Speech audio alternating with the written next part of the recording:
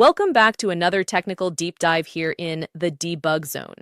Today, we're tackling a big question and breaking it down with insights from other users. Hopefully, this clears up some misconceptions and helps you get the answer you need.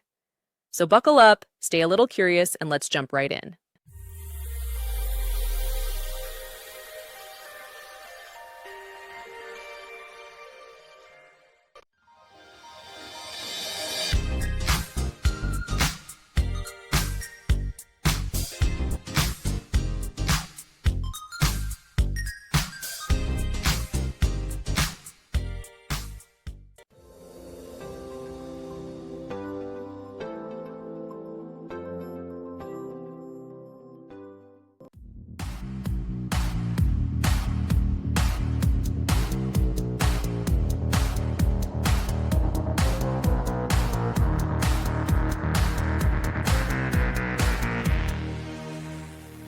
And that's a wrap.